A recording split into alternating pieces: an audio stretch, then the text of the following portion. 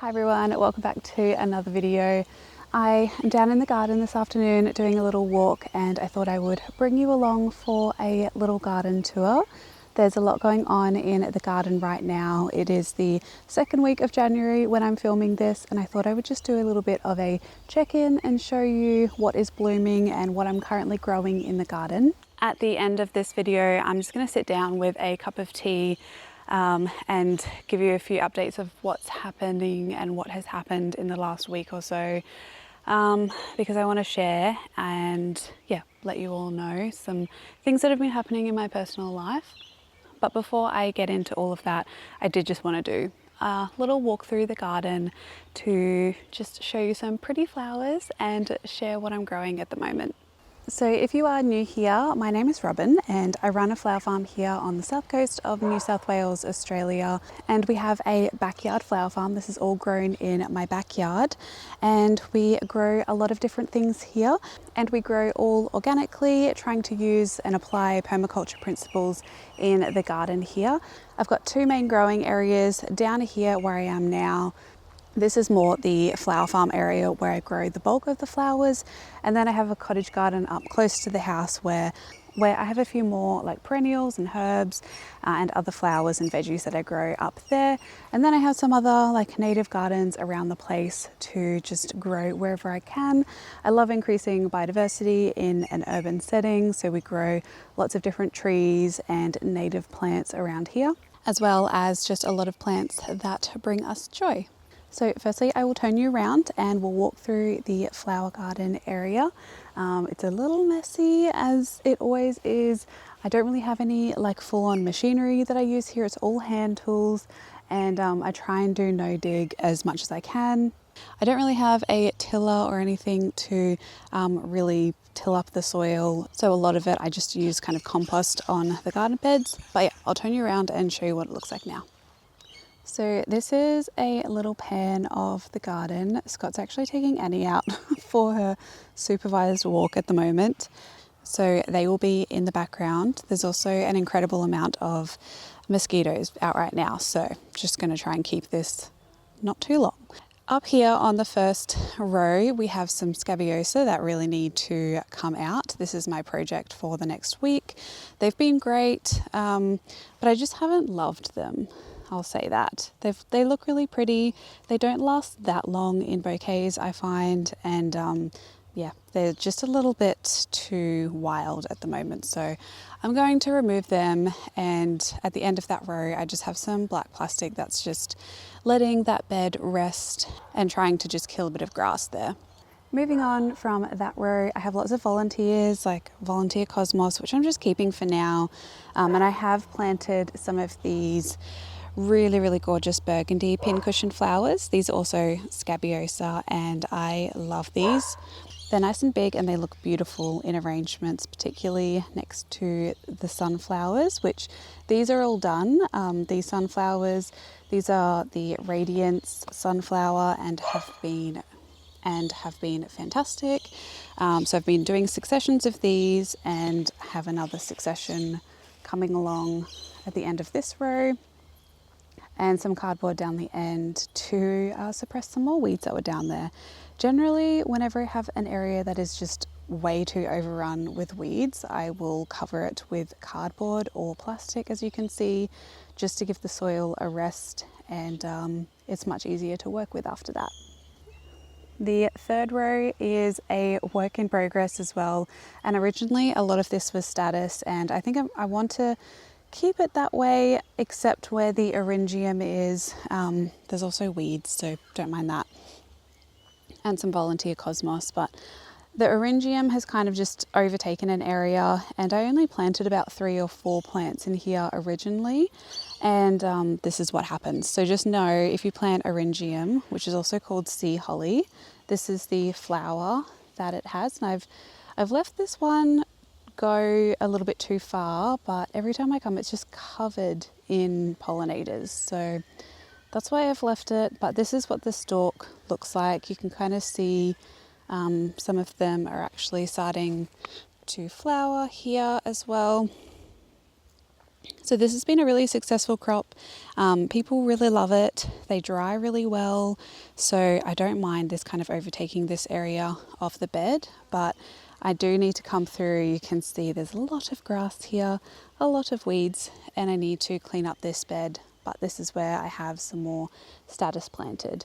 The plan for the cooler months, I'm actually going to be planting a lot of this all out with statice and just doing like at least 3 full beds, because it's just been such an amazing crop, really. I particularly really love these purple lilac-y statice that have little gold flowers within. They look beautiful and they hold their colour, they dry really well. And yeah, it's just generally been one of my favourite flowers to grow. So I'm going to be growing a lot more of this and using it in a lot of dried arrangements and other things throughout the year. At the end of this bed is actually a bottle brush that self-seeded itself, and I didn't have the heart to pull it out, but I have been cutting it a lot for foliage, so it is going to come out eventually because I don't really want a tree in the middle of the flower farm, but for now it can stay. I've got a little bit more statice and then some more lemon rush sunflowers. So these are a bit different to the radiance. They have a little bit of a lemony colour, hence the name. And over next to Scott over there, we'll walk to, but there is some more over there that are blooming right now.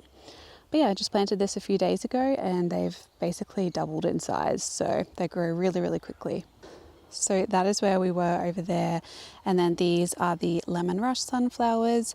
I've got a market on Saturday. It's Thursday today, so I'm going to harvest these tomorrow. And you can harvest them at any stage. Obviously, the more open they are, they're not going to last as long in the vase, but I'll pick them at all of the stages that I've got here. Ones that are about this stage are absolutely ideal.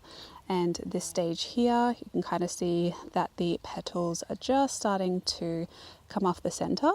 And even this stage here, this will open up really nicely. And I've loved this variety so much. It's probably one of my favorites, and I'm going to plant a lot of it just because it stays so compact. It doesn't grow super tall. It definitely does grow taller than this, but I think I accidentally stunted the growth a little bit. Because I planted them too late as seedlings. I left them in their tray for too long, but they're like perfectly fine length for bouquets, so I'm not complaining. And yeah, I really, really like these. Next up, we have a full row of straw flowers. Again, one of my top flowers that I love to grow and would highly, highly recommend if you're starting a backyard flower farm. They're just super easy and they're just a cut and come again flower. Like, you just get so many beautiful flushes of these. And with these, I didn't really get time today, but I should have actually harvested these today because they last so long in water. So they're a flower much like the statice that I can harvest even a few days in advance of the market. It just saves me so much time when I can just harvest a bucket of this, a bucket of statice, have that done, ticked off the list before I have to harvest all of the rest of the fresh flowers. But yeah, I planted a mix of these. These are the tall variety, and I got a beautiful different mix of colors. The yellows really do pop, but I also love these baby pinks as well. They just look stunning when you do like straight arrangements of these and just have a whole arrangement of straw flowers. They look beautiful and they've been selling pretty well at the markets. The next row, I don't have too much, but this is where I'm planting another succession of zinnias. I do have a few. They were really, really tiny seedlings when I planted them, but you can kind of see they're starting to look a little bit more healthier than they were. But yeah, I've got a lot of Queen Limes in here, a few more of the Benary's Giant. So yeah, hopefully this will be a nice row of zinnias. So that's that row. This is supposed to be a garden bed here. I do need to come and just, give it a tarp or weed it. I don't know what I'm going to do. I might plant some marigolds in here as a later succession. And then we move to my 2 rows of dahlias that I have down here. There's not a lot that are blooming. There's a few. Okay, I think this might have actually been a seedling. This one started from seed. So yeah, there's not a lot. There's more up in the other section, which we'll get to. We do have some of the pink show that has started to bloom. I think that's what this one's called. I'll put it on the screen if I'm wrong, but I'm pretty sure this is pink show. These were ones that I saved the tuber, and yeah, I love this variety so much. We have lots that are almost flowering, and we do have Ned Kelly as well, which has started blooming. And I think this was cashmere. Maybe not. Maybe this is a different one. I didn't do well with labeling this year. I knew I wouldn't, and I'm a little disappointed in myself, but it's pretty. I'll figure out its name at some point.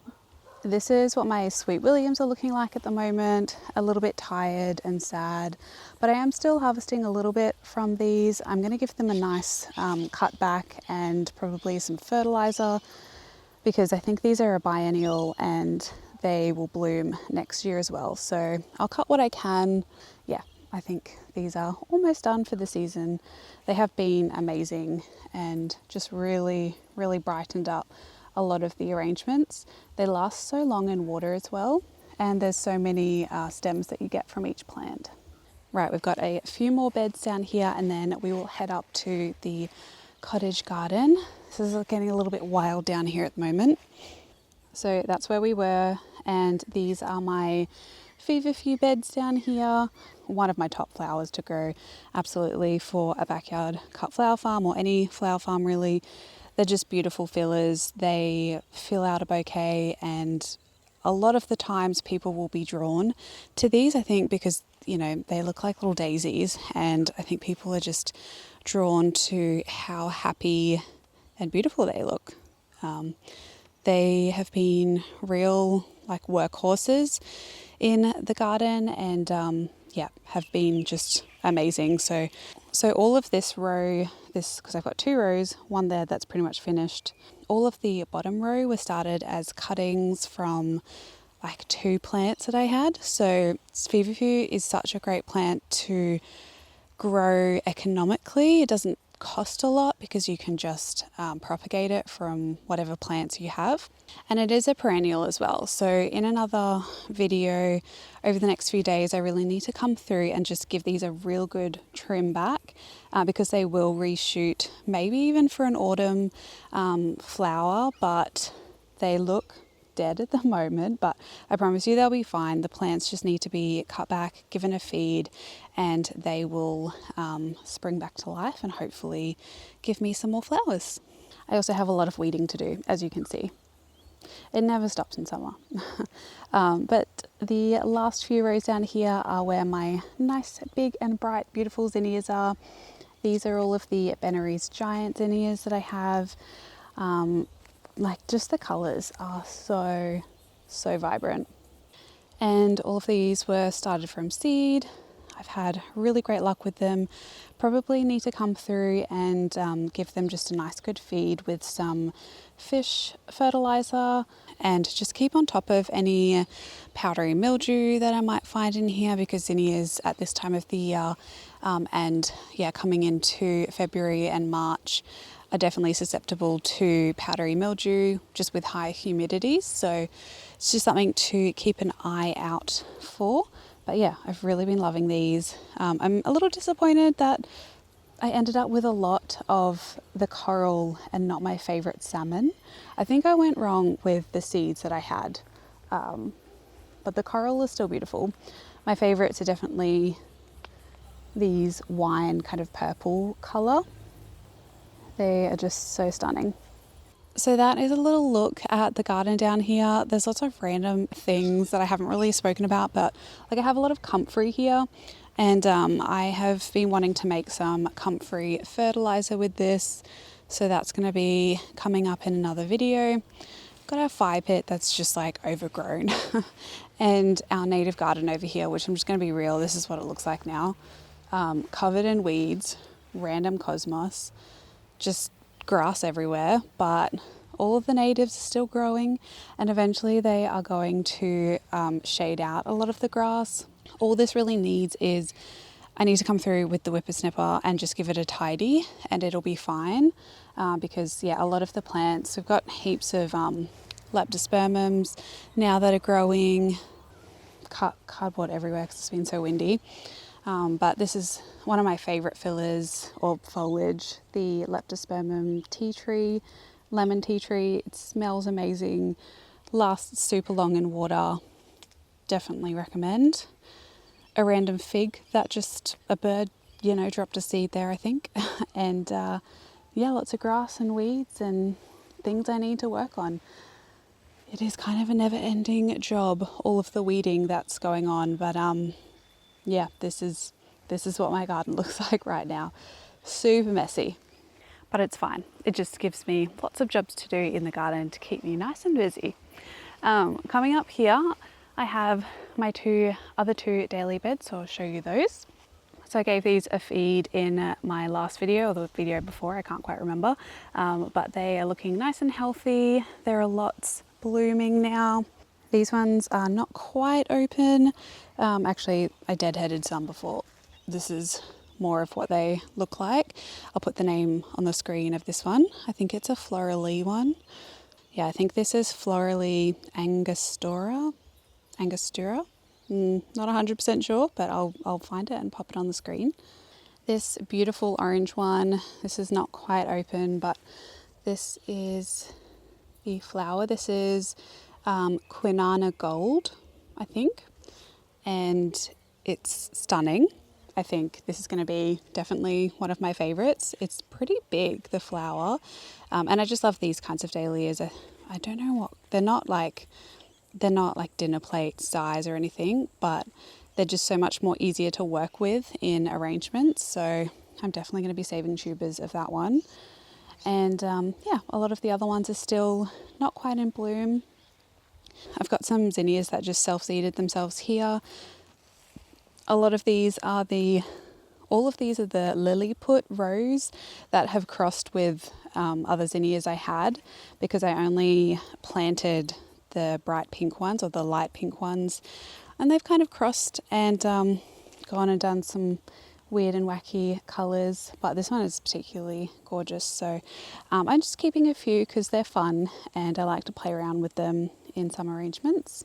And then this side, I've got some more eryngium here that I'll probably pick this one tomorrow, and all of my dahlias that I started from seed. I think I've shown most of them.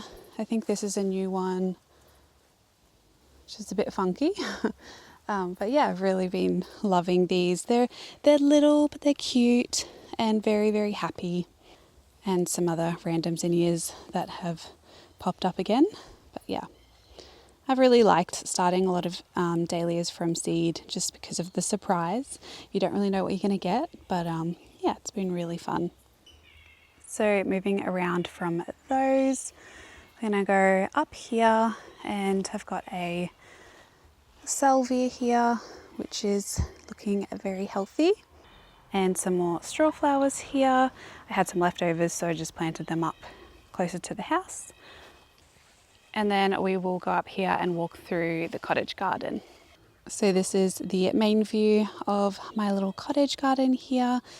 And it's looking really nice. It's really looking much more full and starting to kind of look how I would like it. So I'm really happy that the lavenders down the back there have filled out and kind of like draw your eye back down there.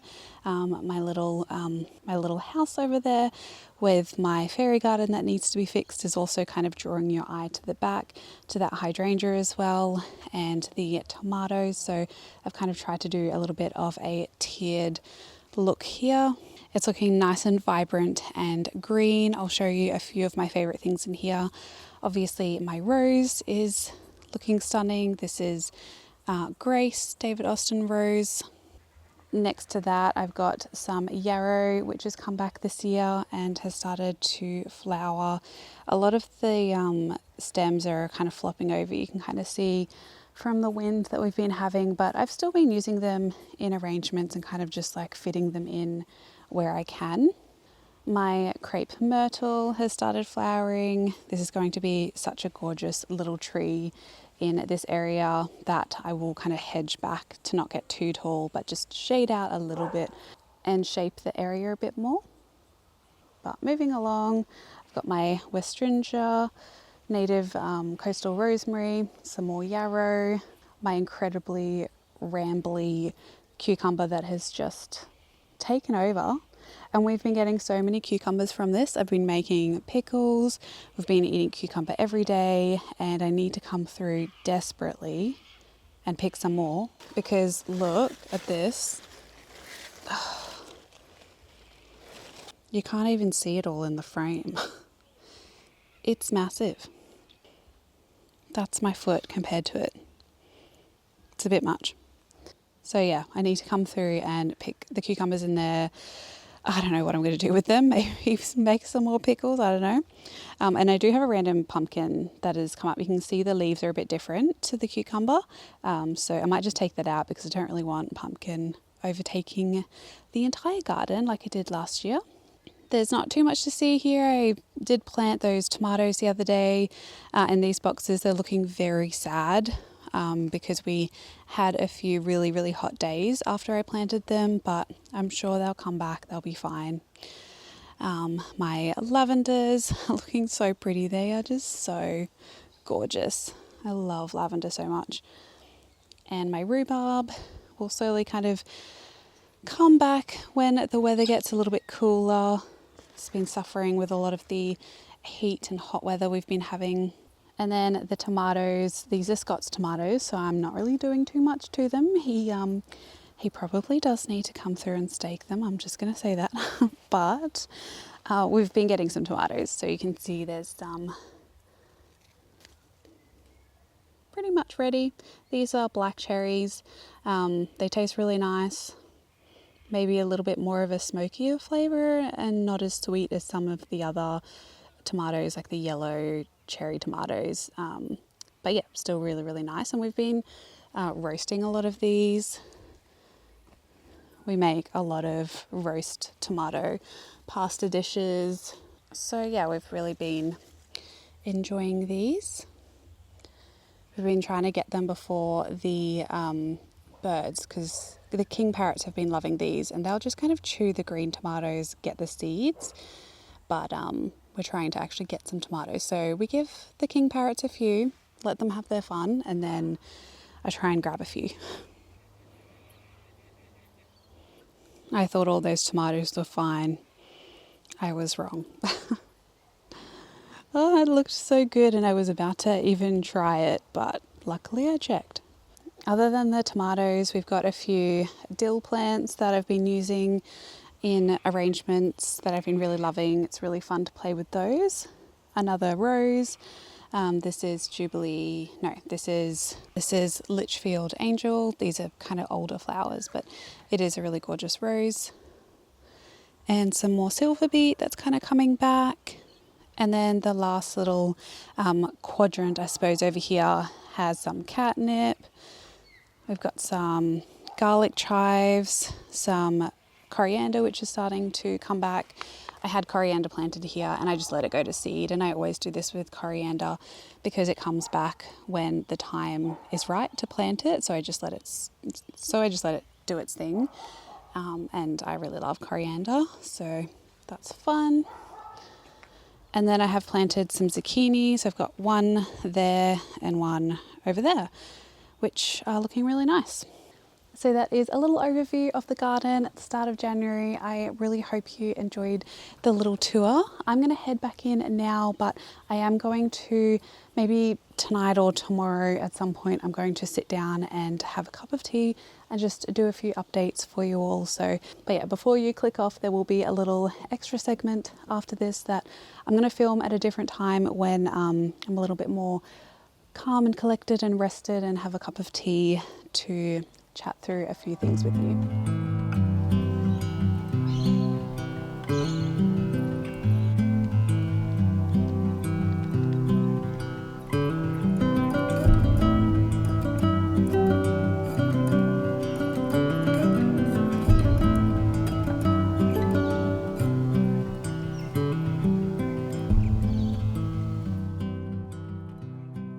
Good morning, everyone. It is quite a few days later now, but I wanted to come out with a cup of coffee in the morning and have a little bit of a chat with you to finish off this video.